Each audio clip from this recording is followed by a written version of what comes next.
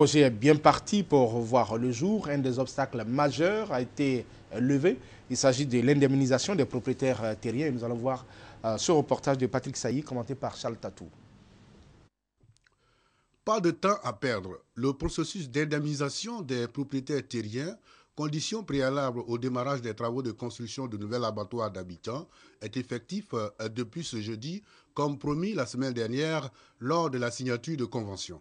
Le tout premier chèque co-signé par le PDG de Century Group Corporation et l'émissaire du ministère de l'Économie et des Finances a été réceptionné par le ministre Alphonse Douati, ministre de tutelle. Il l'a ensuite remis à Ayekouyachi Ambroise, l'un des bénéficiaires. La mise en route du projet semble donc irréversible si l'on s'en tient aux assurances du gouvernement. L'État est l'organisation la plus achevée de la société. Et quand les représentants de l'État prennent la parole en public ou disent quelque chose, soyez rassurés que ce quelque chose sera exécuté mot par mot. Madame la présidente du groupe, je voudrais vous dire que l'État de Côte d'Ivoire respecte sa signature. Et pour ça, la signature sera respectée. En retour, j'ai confiance que vous respecterez votre signature. En toute confiance, nous devons tous être sereins et avancer dans la construction de ce nouvel abattoir dont la Côte d'Ivoire, la sous-région, en a vraiment besoin. Au total, 16 chèques ont été distribués pour cette première journée. Le processus se poursuivra jusqu'à la semaine prochaine pour déboucher sur la pose de la première pierre. Je suis très content parce que cela va permettre au village de prendre un nouvel essor de développement. Ça va créer des emplois aux jeunes. On a trop attendu cette occasion. C'est mon papa qui devait recevoir aujourd'hui ce chèque. Donc il n'est plus. Donc je suis venue à son nom. Je suis très heureuse. Et de la part du gouvernement qui veut prendre la parcelle pour faire l'abattoir d'Abidjan. Rappelons que les droits fonciers s'élèvent à plus de 6 milliards 800 millions de francs CFA. Monsieur le ministre, est-ce que tous les ayants droit ont été identifiés? Oui, encore une fois, le pays est structuré, il est organisé. L'identification des ayants droit a été faite par le BNET en liaison avec les services du ministère de la Construction. Et le préfet d'Abidjan, préfet de la région des Lagunes, a certifié la présence des ayants droit. Il y a 140 familles qui sont concernées, donc 5 familles sont en situation de litige, c'est-à-dire qu'elles sont identifiées, mais entre elles, elles n'ont pas pu désigner la personne habilitée à recueillir le chèque. Si ces familles ne sont pas vite prêtes, nous irons à dédommager les 135 autres familles, quitte à ce que par la suite, on garde le chèque pour les 5 familles le jour où elles se mettront d'accord pour désigner une personne indiquée. Nous leur remettrons également le chèque. Et l'abattoir sera livré combien de temps?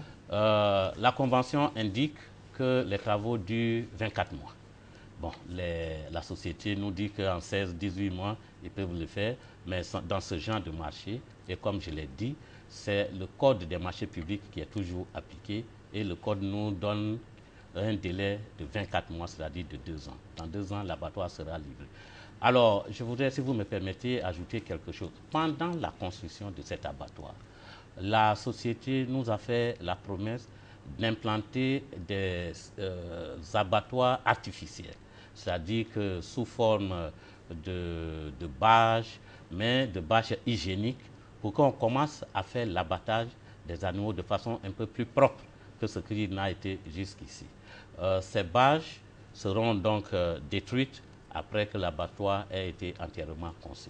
Donc nous nous acheminons petit à petit vers l'abandon total du site de Port-Boué. Merci, monsieur le ministre, d'être venu donc en direct sur notre plateau pour nous parler de la construction de ce nouvel abattoir qui va donner beaucoup d'emplois à plusieurs milliers de jeunes de notre pays. Moi qui vous remercie. Une nouvelle décharge bientôt disponible à Tiekwa, c'est à 30 km d'Abidjan. Le nouveau site d'enfouissement vient seconder la décharge d'Akwedo. Les maires du district d'Abidjan ont visité ce nouveau site. Hassan Khan et Mamboabe. Plus de 123 hectares pour la nouvelle décharge des ordures d'Abidjan. Et c'est à Tiekwa, village situé à une trentaine de kilomètres sur l'axe Abidjan-Alépé. En visite sur le nouveau site, la délégation du district d'Abidjan a été accueillie par la notabilité du village. Au cours d'une visite guidée, les maires et la notabilité d'Atiekwa se sont informés sur l'exploitation de la décharge. Occasion pour les élus municipaux d'exprimer leurs préoccupations. C'est sûr et certain que le centre d'Akwedo n'est plus adapté compte tenu des risques que courent les populations. Nous, en tant que gestionnaires de cité, nous ne pouvons pas accepter que le centre d'Akwedo continue de fonctionner.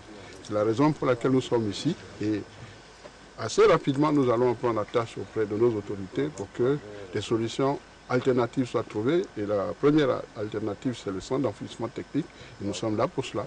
Nous allons poser des questions à l'opérateur, nous poserons des questions au district, à la NASU, de façon à ce que rapidement une solution définitive soit trouvée en alternative à Akwedo. On ne peut pas faire un projet sans l'adhésion des populations. On a reçu le chef du village, on a reçu les jeunes.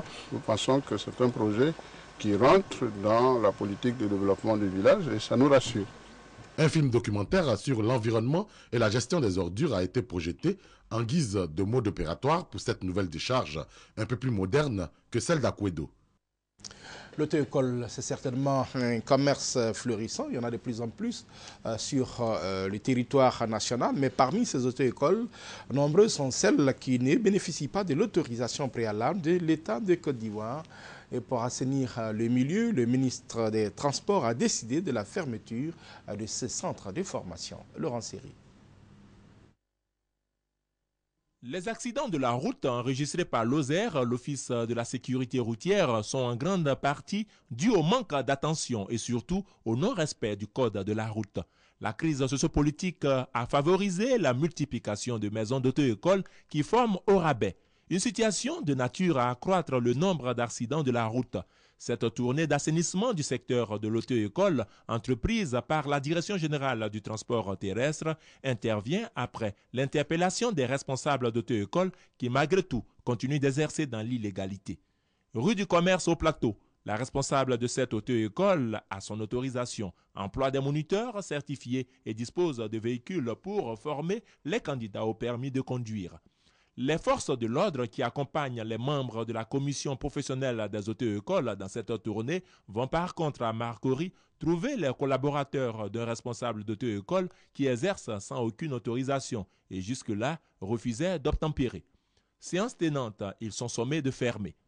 Sur le boulevard Giscard d'Estaing à Koumassi, les agents de cette auto-école, avant l'arrivée de la délégation conduite par V.Sodé Félix, n'ont pas eu d'autre solution que de déserter les lieux.